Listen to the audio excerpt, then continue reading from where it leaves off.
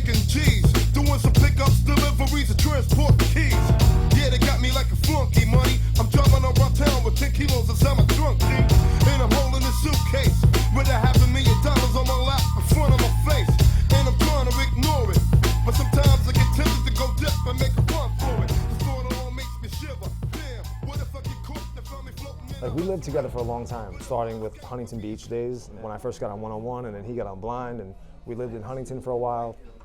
Him and Eric went up to LA, and then I came to New York for a little bit, and then Keenan and Eric ended up living together for a little while up in Hollywood. I ended up moving in with Kareem for a while at the same time. And then after that, then we got together, me, Eric, and Keenan, and we lived together. So we were together for a long time, and those days were cool. Like, we were skating a lot. It was fun, like getting good stuff, like filming, but doing a lot of partying as well, you know? And then the partying side of it really took a toll on me as far as like mentally, like not being happy with California and skating and just myself. And, you know, I didn't like the fact that I was drinking every night, and it just got old, and I kind of started feeling bad about it. Like, Keenan was, you know, doing the same thing, and to me, he was on like another level though. It used to scare me all the time, you know what I mean? It used to be like a little bit too much for me to see every night. Like, yo, are you like, you know, you're really gonna go out right now? Like, you don't look good, like you're not, you know. So there were a lot of mornings I'd wake up and actually be worried about him, like, you know, like look in the bedroom and see like how he's doing. After a while, I had to get out of there. I had to get out of that environment, like I figured maybe the geographic thing would help, like just coming back to New York, Long Island. So I kind of got distant with Keenan. Like, we were in touch, of course, but I mean, I was living in Long Island, you know, so, and he was still in Hollywood. So when he passed away, I was in Long Island. I wasn't even in California. I just heard about it. I was in my car, driving with my friend, filming for Yeah Right. And it was kind of like, honestly expected. Like, I really didn't, like, I was shocked, like bummed, and like when I was told, but my friend called me up. Of course, anybody that passed away, when you hear about it, it's like a shock. It's you can't put it in words, but like I said, I always felt like something like that was gonna happen or could happen, because like I said, I've seen it so much living with him. I've seen him in bad states so many times that I was, you know, it wasn't that shocking, you know what I mean? And I remember just kind of being numb, like even at the wake and stuff like that. I never even like had a tear come out of my eye, you know what I mean, until like a long time later. And so it sucked, of course. It's your friend, your best friend. Like, I miss the old Keenan that used to come and visit Ray. That's who I met Keenan through.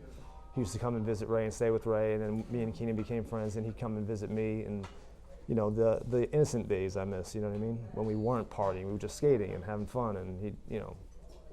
But then LA and all that shit, like, I fucking hated, because it fucking killed him, you know what I mean? To this day, I still have a little bit of a hate on LA, you know, because I go back there and have a lot of bad memories of that kind of stuff, you know, which, whatever, it is, that's life, that's the way it is. So, yeah, it was just too easy, because it's, you know, at first it's so, you're having such a blast, you're having so much fun, you know, you're just skating the best places, the best spots, you're going out every night, and it's just like a playground, you know what I mean, like forever, but then it just takes a toll. It's inevitable, and like some people, it takes them down harsher paths, you know, substance-wise, you know. But yeah, a lot of people have been through it. I remember like situations like being up in the morning watching TV, and like Greco would just show up at the door, and he's all fucked up on whatever, I don't even know, just talking like random, and I'm looking at him. He's on the couch next to me, and I'm just like, what are you doing, dude? It was just, that's the way it was. It was normal, like, just, you know, to have people just showing up, and it left. And this is like the morning. This is like, you know, that was funny. I remember that one specifically. That was funny. He won't remember that, but that was funny. Well, kind of both. Yeah, because I had a true like desire to film and skate, and I was really psyched to skate, and you know, and when you're psyched to skate, then you're gonna try shit and make an effort to come through, and I definitely wanted to have a part. And but it all started with just the desire to actually skate and like push myself, and it was like you said, like organic. It was just like it wasn't a feeling of like I need to do this in order to like continue getting paid, or it was nothing like that. It was just about just being psyched again on skate, just to skate and try to film, and that's it. It's nice when it's like that. It's nice when you just skate because, and you skate hard and you push yourself just because you have the desire to. Like there's no other bullshit reason for it, you know. There's no one pushing you. There's no one like, you know, there's no sponsor threat or anything like that. It's just you wanting to skate, and that was the way it was with the R1. They always were, but the Guns N' Roses was requested by Mike Carroll. I was juggling what tracks I wanted to use. I was kind of steering away from Wu-Tang for that video. I was thinking of a bunch of different tracks like Mobb Deep, Pantera, like different stuff. I was trying to figure it out. And then Mike was the one that was like, yeah, what about this song? And then Ty put it to my part, and I was like, I like it. And I started like, you know, I got into Guns N' Roses a lot late, like not back in the 80s, but like, you know, but at that point I was listening to them a lot, so I was like all for it, you know. I thought it sounded good. And but for the most part back in the day, all the Wu stuff, that was all me. I didn't think it could be any different. Like I can't imagine people dictating like your video part song, you know what I mean? Like I only trip out because I've seen kids nowadays, young kids, that they'll have video parts and then they'll have their songs chosen for them because they just don't know what to put out, and it's like, I find that like kind of interesting. I don't know what that shows, if like you just don't really you don't trust your own taste, or like you don't have the ability to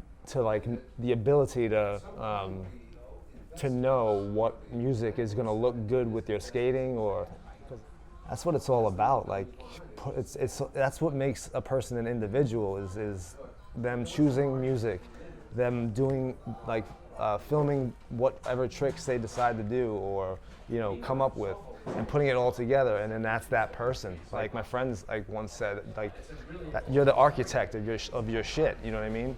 And to have other people kind of architecting your stuff, I can't get with that. Like that's not how I ever saw skateboarding. It was always about you doing it yourself. You go out there, you figure out the tricks you want to do that you think look good, you get the music that you think is going to look good with your skating, and then if it works and you have good shit, good taste or whatever, then it works. And if you don't, then like you'll find out, you know what I mean? So